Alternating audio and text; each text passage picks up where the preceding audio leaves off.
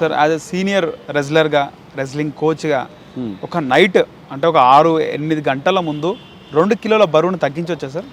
అంటే జనరల్గా ఎలా ఉంటుందంటే అండి 1 kg తగ్గించవచ్చు. ఇది దగ్గర నాకు తెలిసిన వరకు అయితే 2 kg 700 grams ఎక్కువ వచ్చిందని నాకు తెలిసింది. ఓకే. సో కాబట్టి మనకు సమయం చాలా తక్కువ ఉంది.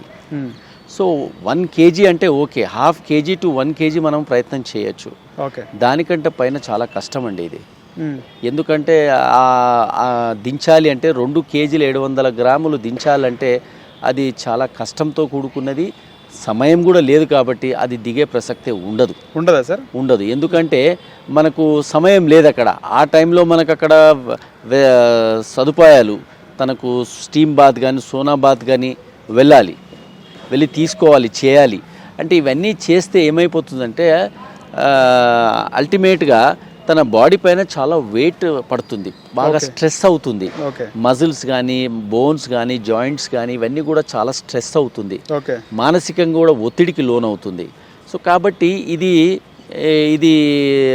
నేను యాజ్ ఎ కోచ్గా నేను చెప్పదలుచుకునేది ఏంటంటే ఇంత సాహసం అవసరం లేదని నేను అనుకుంటున్నాను. ముందు నుంచి మనం జాగ్రత్త పడవలసిన అవసరం ఎంతైనా ఉంది. పడలేదు అని ఇక్కడ లోపం మనకు తెలుస్తూ ఉంది. ఖచ్చితంగా ఇక్కడ ఓవర్ కాన్ఫిడెన్స్ ఉండొచ్చా సార్? అంటే ప్రత్యర్థికి ధీటుగా ఉండాలంటే రాత్రి నుంచి పొద్దున వరకు 2 కిలోలు తగ్గించేస్తే ఆమె పైన సునాయాసంగా గెలవచ్చు అనే ఒక మైండ్ సెట్తో ఇక్కడ వినేష్ బోగట్ ఉండొచ్చు అంటారా?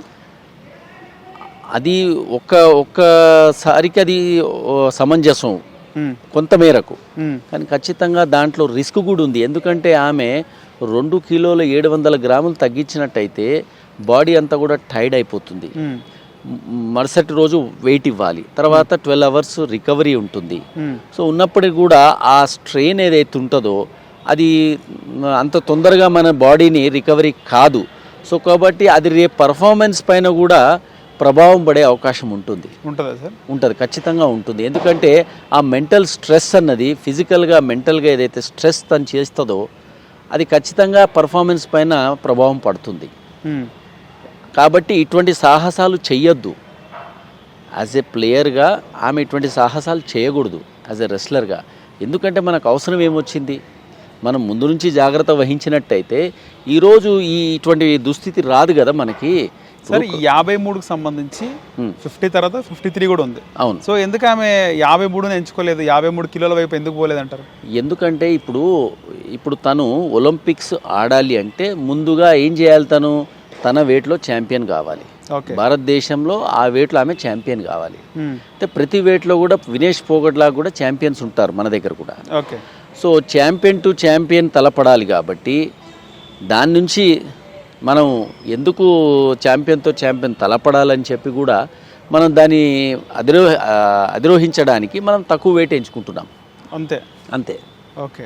సో 53లో అవకాశం కోల్పోతామేమో మనం 53లో మనం మన బాడీ వెయిట్లో పార్టిసిపేట్ చేసినట్టయితే నాకు సమానంగా ధీటుగా ఉన్నటువంటి మహిళా రెస్లర్ ఉంటుంది, తనతో నాకు గెలవకపోవచ్చు అన్న అపనమ్మకం కూడా ఉండొచ్చు.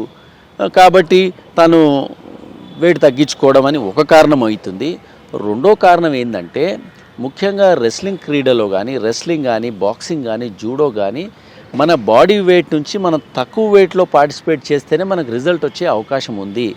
ఉదాహరణకు ఇప్పుడు ఒక మహిళా రెస్లర్ది 52 kg బాడీ వెయిట్ ఉందనుకోండి.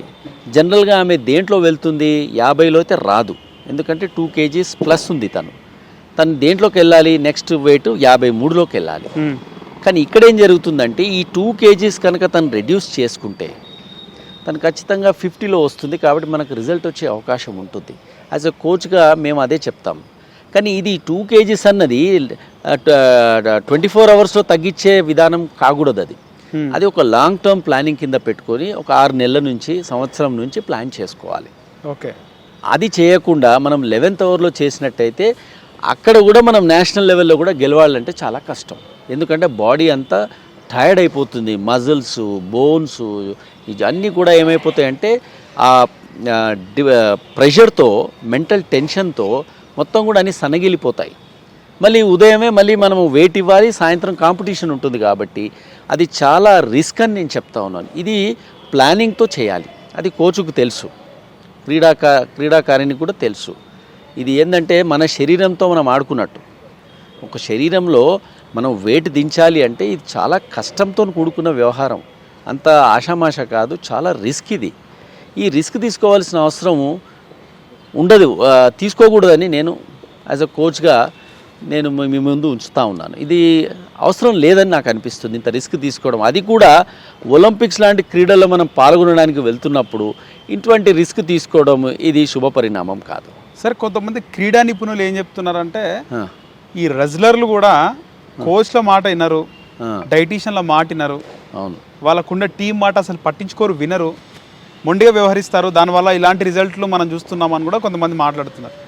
అవును, జనరల్గా నేను చెప్పకూడదు యాజ్ ఎ రెస్లింగ్ కోచ్గా ఎలా ఉంటుందంటే మా రెస్లర్స్ అందరూ కూడా మహిళలు కానీ పురుషులు కానీ మెన్ రెస్లర్స్ కానీ ఉమెన్ రెస్లర్స్ కానీ ఎట్లుంటుందంటే ఒకటి వాళ్ళకు బాగా శక్తి ఉంటుంది, మజిల్స్, ఆ శక్తి ఉన్న వాళ్ళు ఏమనుకుంటారంటే మనం ఏదైనా నా దగ్గర శక్తి ఉంది కాబట్టి నేను దేనైనా అధిగమిస్తా అన్న ఒక ఓవర్ కాన్ఫిడెన్స్ చాలా ఉంటుంది. ఏదన్నా మనము కోచ్గా ఏదైనా చెప్తే కూడా పెడచెవిన పెడుతుంటారు. సో ఇది కూడా ఒక కారణం అయింటుంది ఆ వెయిట్ ప్లస్ అవ్వడం. ఉంటుందా సార్? నాకే అన్నీ తెలుసన్న ఒక ఓవర్ కాన్ఫిడెన్స్ కూడా ఉంటుంది. ఇది సహజంగా ఎక్కువ కూడా మనకు అక్కడ నార్త్ ఇండియాలో ఎక్కువ ఇది చేస్తూ ఉంటారు. ఇక జనరల్గా చెప్పేది ఏంటంటే ఎందుకంటే అక్కడ వాళ్ళకు ఫెసిలిటీస్ ఎక్కువ. ఇప్పుడు జనరల్గా మనకు ఫెసిలిటీస్ కనుక తీసుకున్నట్టయితే నార్త్ ఇండియాలోనే రెస్లింగ్ చాలా పాపులర్గా ఉంది. ఎందుకంటే అక్కడ ఖచ్చితంగా అక్కడే అన్ని స్కీమ్స్ ఉన్నాయి, అక్కడే గవర్నమెంట్ అక్కడే ఉంటుంది ఢిల్లీలో, అక్కడనే మనకు ఖేలో ఇండియా స్కీమ్స్ ఉన్నాయి, రెస్లింగ్ ఫెడరేషన్ ఆఫ్ ఇండియా అక్కడే పనిచేస్తూ ఉంటుంది, ఇండియన్ క్యాంప్స్ జరుగుతూ ఉంటాయి, ఎన్నో రకాల కాంపిటీషన్స్ ఉంటాయి. కాబట్టి వాళ్ళు ఇవన్నీ కూడా పాల్గొని వాళ్ళకి ఏమైపోద్ది అంటే ఇది ఇంతే కదా అని చెప్పి వాళ్ళు ఓవర్ కాన్ఫిడెన్స్లో వెళ్తారు. అదే దక్షిణాది రాష్ట్రాలకు ఇటువంటి అవకాశం దొరికినట్టయితే నేను ఖచ్చితంగా చెప్తున్నా వాళ్ళు ఇలాంటి పరిస్థితిని వాళ్ళు తెచ్చుకోరు. ఎందుకంటే వాళ్ళకు ఒక చక్కటి అవకాశము. ఎందుకంటే దక్షిణాది రాష్ట్రాల్లో మీరు చూడండి, ఎవరైనా ఆ స్థాయిలో వెళ్ళరు, రెస్లింగ్లో లేదు, వేరే గేమ్స్లలో ఉన్నారు, వేరే స్పోర్ట్స్లలో ఉన్నారు. సో ఇది ఉత్తర దేశానికి చెందినటువంటి క్రీడాకారిణి కాబట్టి ఇప్పటికి ఎన్నో ఆడింది ఆమె ఇంటర్నేషనల్ కాంపిటీషన్స్. కాబట్టి ఇది కొద్దిగా ఇది కూడా ఏముంది నథింగ్ అన్నట్టు కొంచెం విస్మరించింది కూడా ఉండొచ్చు. అది కూడా ఒక కారణం అవుతుంది సార్ ఈరోజు ఇబ్బంది పడడానికి కారణం, అది కూడా ఒకటి.